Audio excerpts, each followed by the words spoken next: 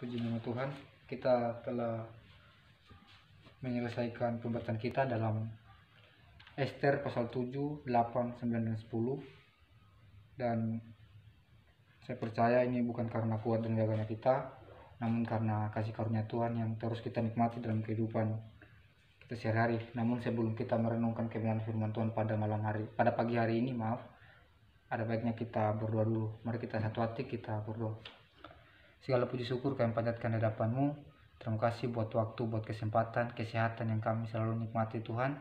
Kami sangat bersyukur kami telah menyelesaikan pembacaan kami, dan tiba saatnya kami akan merenungkan kebenaran firman-Mu. Sembunyikan hamba-Mu di bawah kaki salib-Mu, sehingga apapun yang hamba sampaikan, semua yang nampak hanya untuk kemuliaan nama-Mu Tuhan. Dalam nama Tuhan Yesus Kristus kami berdoa dan mengucap syukur. Haleluya. Amin. Shalom.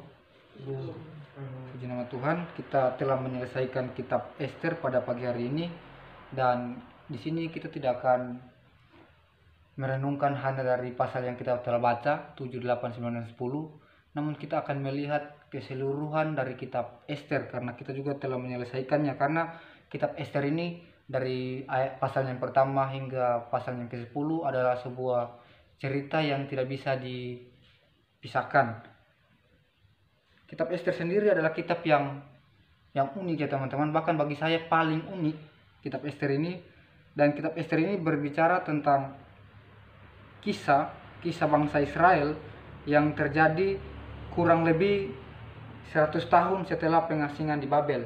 Kalau kita sudah membaca kemarin Esra dan Nehemia, di situ menceritakan bagaimana bangsa Israel sudah pulang ke Yerusalem, ke tanah mereka sendiri, untuk beribadah, dan aktivitas mereka memang sudah kembali di Israel, tanah mereka sendiri. Namun sama halnya dengan yang sudah saya katakan waktu kita merenungkan sama-sama kitab Esra, ada beberapa orang Yahudi yang menetap di pengasingan dan tidak mau lagi kembali ke Israel, ke tanah perjanjian mereka, dengan beberapa alasan. Mungkin karena mereka sudah di pengasingan sudah memiliki pendapatan ekonomi yang sudah mapan, dan mungkin sudah nyaman, atau harta benda mereka, tanah dan lain-lain sudah begitu banyak juga di pengasingan, sehingga mereka tidak ikut balik ke tanah perjanjian, yaitu di Yerusalem. Dan kitab Ester ini berbicara orang-orang atau komunitas Israel yang tidak pulang dari kerajaan Persia. Dan ini berbicara tentang komunitas Yahudi yang berada di kota Susan, lebih tepatnya, yaitu kota Susan yang adalah ibu kota kerajaan Persia kuno. Kalau kita membaca dari pasal yang pertama hingga pasal yang ke-10, kita akan mendapat 4 tokoh utama, yaitu 2 orang Yahudi, yaitu Mordekai yang adalah paman dari Ester, dan Ester sendiri yang telah diangkat atau diasuh oleh Mordekai seperti anaknya sendiri, karena Ester adalah anak yang yatim piatu, tidak memiliki ayah dan ibu. Dan Raja Persia, kalau kita melihat Raja Persia, raja yang suka mabuk.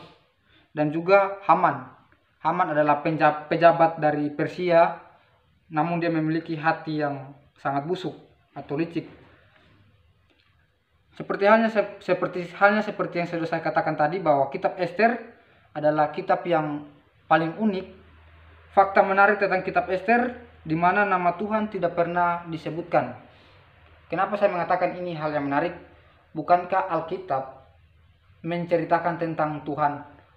Namun di kitab Ester ini kita tidak akan mendapati kata Tuhan. Berbeda dengan kitab perjanjian lama yang lain, di mana kita akan mendapat maka Tuhan berfirman, atau lalu berfirmanlah Tuhan, entah itu melalui nabi, melalui hakim-hakim, dan lain sebagainya. Namun kita akan melihat dengan lantang Tuhan berfirman kepada bangsanya. Namun uniknya di kitab Ester kita tidak akan mendapati kalimat-kalimat yang umum dalam kitab PL.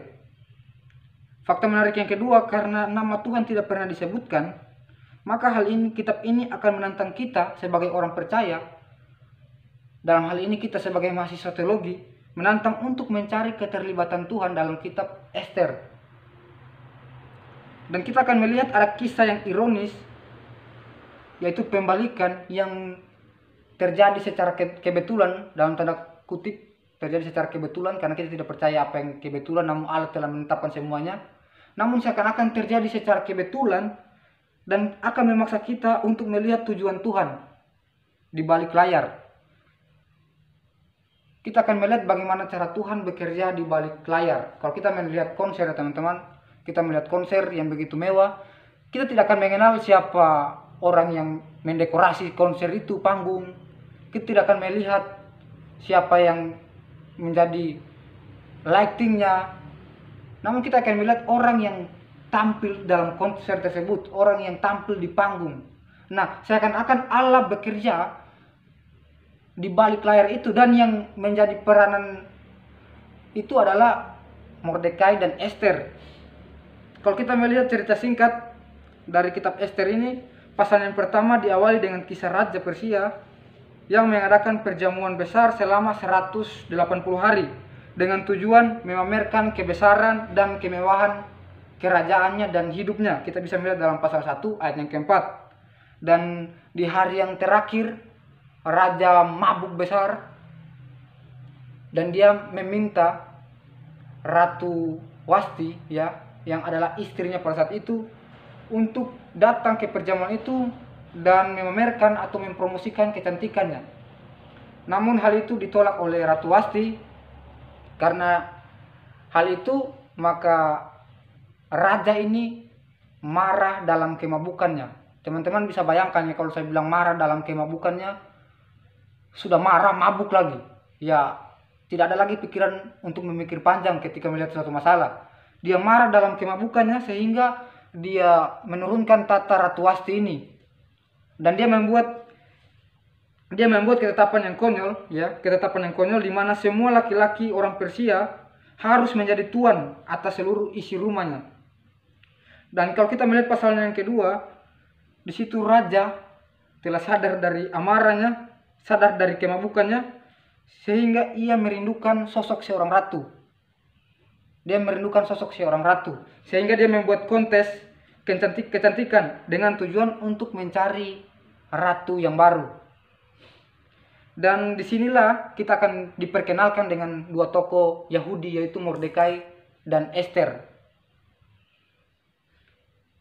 Dan di sini kita akan melihat bagaimana Ester mengikuti kontes tersebut dan dia menyembunyikan identitas Yahudinya dan dia menang dalam kontes tersebut. Namun di sisi lain, Mordekai dengan secara kebetulan atau tanpa sengaja mendengar dua orang sida-sida raja yang bersekongkol untuk membunuh raja. Lalu hal itu diberitahukan kepada Ester, lalu Ester memberitahukan hal itu juga kepada raja. Dan dengan peristiwa itu, raja memberikan penghormatan kepada Mordekai karena telah menyelamatkan raja. Pasal yang ketiga kita akan diperkenalkan dengan tokoh seorang Haman ya, yang diangkat oleh raja di posisi yang paling tinggi dalam kerajaan. Dan raja meminta untuk seluruh kerajaan, orang dalam kerajaan itu untuk sujud menyembah si Haman ini. Namun melihat itu Mordekai tidak mau sujud menyembah dia. Hal itu membuat Haman begitu marah kepada Mordekai. Dan ketika Haman mengetahui bahwa Mordekai ini adalah orang Yahudi, dia pikir kalau saya cuma mau membinasakan Mordekai ini, seakan-akan saya ini malu dengan jabatan saya di kerajaan yang begitu tinggi. Maka lebih baik saya akan membinasakan Mordekai ini dengan satu bangsanya, itu bangsa Yahudi. Lalu Haman meyakinkan raja untuk menghabisi orang Yahudi dan hal itu berhasil. Dan untuk menentukan hari yang tepat dalam membantai orang Yahudi, mereka membuang undi dan melemparkan dadu. Dalam bahasa Ibrani dadu yaitu pur. Dan hasil undian itu jatuh pada tanggal 13 bulannya yang ke-12 yaitu bulan Adar. Lalu mereka merayakan hasil keputusan itu, dalam artian mereka raja dan Haman dengan perjamuan minum. Teman-teman akan perhatikan ya, bagaimana Allah bekerja dalam kerusakan moral yang terjadi dalam kisah ini. Dan pasal yang keempat di situ bagaimana Mordekai dan Ester akan tampil sebagai tokoh harapan dari bangsa Israel ya, orang Yahudi. Dan di situ Ester ingin membongkar identitasnya kepada raja dengan harapan untuk menyelamatkan bangsanya. Namun di sisi lain, jika dalam aturan Persia, untuk menghadap raja tanpa undangan dari raja itu adalah sebuah pelanggaran yang besar, bahkan bisa dijatuhi hukuman mati. Namun kita bisa belajar dari tokoh Mordekai, ya. Di situ Mordekai berkata, sekalipun kamu tidak berbuat apa-apa Ester, Tuhan Allah Israel Yahweh akan mendatangkan penyelamatan dari manapun. Tapi jangan-jangan dengan kisah ini kamu bisa mendapat kekuasaan yang lebih. Lalu kalimat itu membuat Ester kuat, ya teman-teman. Ester kuat. Lalu Ester berkata, kalau terpaksa aku harus mati, maka biarlah aku mati. Dan Ester memiliki keberanian yang luar biasa. Namun di pasal yang kelima kita akan melihat pembalikan yang ironis atas rencana jahat Haman. Di situ Ester menjamu raja yang untuk pertama kalinya, ya, raja dan Haman. Dan Ester mengatakan kepada raja, saya akan membuat perjamuan yang kedua, dan di perjamuan yang kedua itu saya akan memohon permohonan khusus kepada kalian berdua, dalam artian raja dan Haman. Lalu selesailah perjamuan yang pertama, Haman pulang. Teman-teman akan melihat bagaimana perjamuan minum yang terjadi di sini begitu sering kali, ya. Haman pulang dengan mabuk dari perjamuan itu. Lalu dia bertemu dengan, dalam perjalanannya pulang, dia bertemu dengan Mordekai dalam keadaan mabuk. Dan hal itu membuat dia panas hati dan amarahnya meluap lagi melihat Mordekai dalam kemabukannya. Dan dia memerintahkan orang-orang istana, ya, orang-orang kerajaan istana untuk mendirikan tiang yang besar di mana dia akan menggantung Mordekai keesokan harinya. Dan Haman berkata, tidak ada yang lebih buruk bagi orang Yahudi dan Mordekai. Namun kisah yang dialami oleh raja berbalik dengan Haman. Raja selesai dalam perjamuan yang pertama, raja tidak bisa tidur. Lalu raja meminta untuk dibacakan kitab sejarah. Lalu ketika dibacakan kitab sejarah itu, kebetulan dia mendengar kisah di mana Mordekai menyelamatkan nyawanya dari rencana pembunuhan. Dia mendengar kisah dalam pasalnya yang kedua. Lalu dia teringat, dan ternyata dia sudah benar-benar lupa dengan kisah itu. Lalu dia teringat dengan hal itu. Lalu keesokan harinya si Haman ini ingin mengeksekusi, dan dia meminta izin kepada raja untuk mengeksekusi Mordekai pada tiang yang telah dia buat waktu dia mabuk dalam perjamuan yang pertama. Namun hal yang terjadi berbeda dengan harapan si Haman. Si raja malah meminta Haman untuk menyembah kepada si Mordekai. Lalu dia meminta agar si Haman ini menemani Mordekai mengelilingi kota dengan menggunakan kuda kerajaan. Lalu mereka mengelilingi kota diiringi oleh beberapa orang, dan Mordekai disujud sembah dalam kota itu, yaitu kota Susan. Dan keesokan harinya terjadilah perjamuan kedua, di mana Ester memohon sebuah permohonan, dan disitulah Ester membongkar identitasnya bahwa dia adalah orang Yahudi. Dan dia juga membongkar bagaimana kebusukan si Haman ini dalam ingin membunuh Mordekai yang telah menyelamatkan raja dan juga bangsanya, yaitu bangsa Yahudi. Lalu mendengar itu raja marah dalam kemabukan. Sekali lagi raja marah dalam kemabukan, dan dia mengeksekusi Haman ini dalam tiang yang telah Haman dirikan dalam perjamuan yang pertama. Namun kematian Haman tidak merubah ketetapan yang pertama, ya. Ketetapan yang pertama untuk membinasakan orang Yahudi. Lalu Mordekai dan Ester yang telah memiliki kedudukan di kerajaan berpikir kepada raja bagaimana caranya untuk menghapuskan ketetapan itu. Namun dalam aturan Persia, apa yang telah ditetapkan raja tidak bisa ditarik kembali sekalipun itu keinginan raja. Lalu raja memberikan kebebasan kepada Mordekai, buatlah apa yang kau pandang baik untuk bangsamu. Lalu Mordekai atas izin yang telah diizinkan oleh raja membuat ketetapan tandingan, yaitu ketika tanggal 13 bulan Adar nanti, ketika ada orang yang ingin membunuh kalian, orang Yahudi dalam artian, kalian boleh membela diri. Lalu tiba pada saat itu tanggal 13, ya, orang-orang yang ingin menghabiskan orang Yahudi, ya, yaitu keluarga Haman dan para pejabat-pejabat kerajaan yang pro dengan Haman ingin menghabisi orang Yahudi.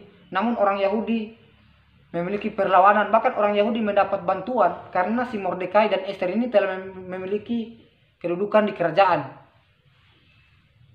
Dan mereka menang, ya, dalam pertempuran itu dalam 2 hari, di tanggal 13 dan 14. Lalu mereka menjadikan suatu perayaan yang harus dikenang, ya, pada tanggalnya yang ke-14 dan ke-15, yaitu Hari Raya Purim. Pur diambil dari kata dari undian itu, dadu yang diundi oleh Haman kepada raja untuk menetapkan hari pembinasaan kepada orang Yahudi. Nah, melihat ini teman-teman, melihat perjalanan secara singkat, ya, dari pasal yang pertama hingga pasal yang ke-10, kita akan melihat bagaimana Allah bekerja dalam kemerosotan moral. Tuhan bekerja lewat amarah, kemabukan. Tuhan bekerja di balik situ semua. Dan kita juga akan melihat ambiguitas moral, ya, ambiguitas moral di mana dalam kitab Ester ini terlalu sering terjadinya kemabukan, seks, amarah, dan pembunuhan. Bahkan Mordekai dan Ester terlibat di dalamnya. Ambiguitas yang kedua, ambiguitas moral yang kedua, kita akan melihat, ya, pelanggaran mereka dalam artian Mordekai dan Ester terhadap Taurat, ya, begitu banyak yang mereka larang. Sebagian kecil perkawinan campur. Bahkan mereka memakan makanan kerajaan yang tidak halal, yaitu makanan yang haram. Berbeda dengan Daniel. Daniel waktu di pembuangan, dia tidak sama sekali tidak makan makanan kerajaan karena itu makanan yang haram menurut Taurat. Namun kitab ini menunjukkan kepada kita bahwa Mordekai dan Ester bukanlah suatu teladan moral. Namun mereka akan menjadi teladan dalam hal tetap percaya dalam situasi yang begitu buruk. Teman-teman akan melihat bagaimana Allah bekerja dalam kemerosotan moral yang begitu luar biasa. Bahkan Allah bekerja dalam kemarahan, Allah bekerja dalam kemabukan, Allah tetap bekerja dalam sebuah pembunuhan. Dan Allah membalikan secara ironis bagaimana Haman yang disujud sembah dalam kerajaan, namun dia yang dibunuh dengan begitu tragis. Dia yang menetapkan untuk sebuah pembunuhan, ya, pembinasaan. Namun dibalikkan bagaimana Mordekai yang diangkat oleh Tuhan dan Ester diangkat oleh Tuhan, dan suatu penetapan pembinasaan terjadi dan berubah menjadi sebuah kemenangan bagi orang Yahudi. Pembalikan yang begitu ironis, ya, bagaimana Allah bekerja dalam kemabukan, kemarahan, pembunuhan. Apa sih yang kita dapat? Kembali kepada pertanyaan kita yang pertama, mengapa Tuhan tidak pernah disebutkan? Namun pesan yang mau disampaikan oleh kitab Ester ini begitu dalam, teman-teman, begitu dalam, ya. Bahkan di saat Tuhan terasa tidak hadir, Tuhan terasa tidak hadir saat umatnya berada di pengasingan. Bahkan ketika mereka tidak setia kepada Taurat sekalipun. Kita melihat Mordekai dan Ester tidak setia kepada Taurat, ya. Bahkan Ester terlibat dalam kawin campur. Mereka makan makanan kerajaan yang menurut Taurat itu adalah makanan yang haram. Namun ketika mereka tidak setia kepada Taurat sekalipun, Allah tetap setia kepada janjinya. Karena dia adalah Allah yang bertanggung jawab. Apa sih poin yang kita dapat di sini, teman-teman? Kita tidak bisa meneladani Mordekai dan Ester dalam segi moral. Namun kita bisa meneladani Mordekai dan Ester dalam segi tetap percaya dalam keadaan yang begitu berat. Di tengah pandemi seperti ini, seakan-akan Tuhan tidak bekerja. Seakan-akan Tuhan tidak nyata. Makanya orang ateis bilang, kalau ada Tuhan, kenapa ada penderitaan? Mungkin hal itu akan sama dialami oleh Mordekai dan Ester. Seakan-akan Tuhan tidak ada. Tuhan, masa ada Tuhan, ada kemabukan, ada amarah, penetapan untuk pembinasaan. Namun Allah bekerja di balik semua itu. Di pandemi seperti ini, kita melihat krisis ekonomi. Karena krisis ekonomi, angka kriminal meningkat dan lain sebagainya. Namun kita harus tetap percaya bahwa bagaimana Allah bekerja dalam kemabukan, amarah dalam kitab Ester, Allah juga bekerja dalam penderitaan, krisis ekonomi yang kita alami sekarang. Kita melihat bagaimana Mordekai dan Ester tidak setia kepada Taurat, namun Allah tetap setia. Dalam artian apa? Sekalipun kita dalam keadaan berdosa, Allah tetap mengasihi kita. Sekalipun kita berada dalam keadaan berdosa sekalipun, Allah tetap mengasihi kita. Bahkan kita pergi meninggalkan Allah sekalipun, Allah tetap mengasihi kita. Jadi jangan pernah berpikir, oh kalau saya menyembah Tuhan, kalau saya memuji Tuhan, saya pelayanan, saya melakukan hal baik di mata Tuhan, Tuhan akan tambah sayang kepada saya. Itu adalah pemahaman yang keliru, teman-teman. Karena ketika kamu berdosa pun Allah tetap baik, apalagi kamu berbuat sesuatu yang berkenan kepada Dia. Kasih Allah tidak akan pernah bertambah, tidak akan pernah berkurang, karena kasih Allah itu sudah limpah, tidak bisa lagi ditambah karena memang sudah limpah, tidak bisa dikurang karena Allah tidak berubah dan Allah adalah kasih. Jadi kalau kita punya pemahaman, oh saya mau pelayanan, oh saya mau perpuluhan, oh saya mau melakukan hal-hal yang baik supaya saya diberkati Tuhan, saya rasa itu konsep yang keliru, teman-teman. Kita melakukan seakan-akan kita mau menyogok Tuhan dengan perbuatan baik kita, kita menyogok Tuhan dengan pelayanan kita, kualitas pelayanan kita, supaya Tuhan kasih lagi sama saya. Itu konsep yang keliru. Bahkan ketika kamu berdosa pun Tuhan sudah kasih nafas, kehidupan, kesehatan. Namun itulah bukti cara kita mengucap syukur dengan pelayanan, memuji Tuhan. Bahkan sekalipun kita bangun pagi, kita tidak berdoa, Allah tetap mengasihi kita. Namun sebagai orang yang percaya, yang bertanggung jawab, yang penuh dengan bersyukur dengan sebuah anugerah, kita sepatutnya untuk mengembalikan semua kemuliaan bagi nama Tuhan. Apalagi kita ya teman-teman, untuk menyanyi dengan tujuan untuk diberkati.